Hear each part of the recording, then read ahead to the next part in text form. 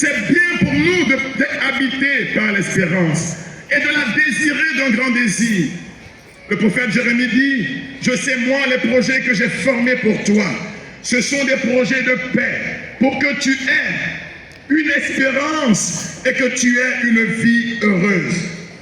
Quand l'espérance s'appuie sur le Christ lui-même, elle est fondée sur sa résurrection, sa mort et sa résurrection. L'espérance, enfin, est une source de force. Elle donne aux croyants la force de surmonter les épreuves et de se maintenir dans la confiance en Dieu sur son chemin. L'espérance nous donne donc un regard positif sur la vie. En somme, l'espérance produit en nous de l'énergie pour marcher dans la vie chrétienne sans être accablé par la fatigue en chemin. L'espérance nous donne la sérénité. L'espérance nous donne une perspective d'avenir. Enfin, l'espérance va créer en nous une connexion avec Dieu. Car plus qu'une vertu, je l'ai dit, notre espérance, c'est le Christ lui-même. Beaucoup de saints parlent de l'espérance. Quand vous prenez Sainte Thérèse de l'Enfant Jésus, elle nous dit, autant tu espères, autant tu obtiens de Dieu. Autant tu espères et autant tu obtiens de Dieu. Saint Jean de la Croix nous dit que plus l'âme a d'espérance, plus elle a d'union avec Dieu. Et Saint Augustin dit tout simplement que l'espérance nous rend chrétiens. On ne peut pas être vraiment chrétien si nous avons perdu l'espérance.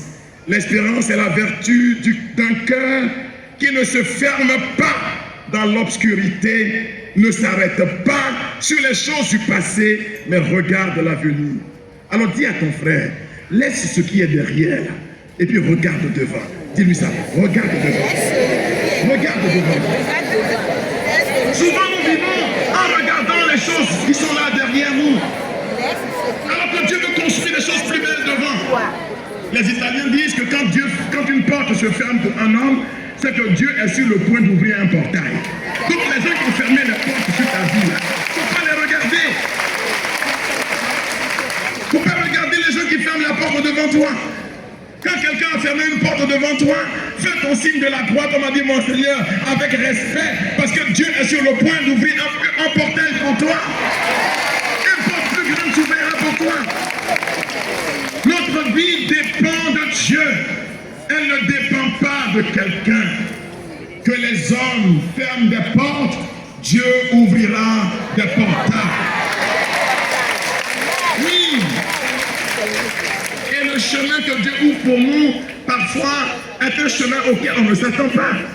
Vous connaissez l'évangile de Marc au chapitre 2. On dit 4 hommes qui portaient un homme paralysé.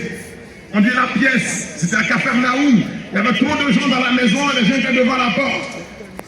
Mais ces gens-là auraient pu s'arrêter, se lamenter, se plaindre, en disant, mais pourquoi vous fermez la porte?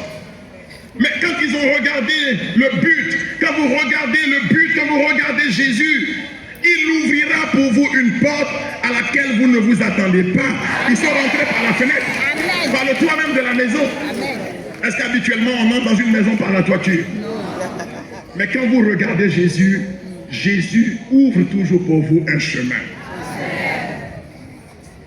Alors, en quoi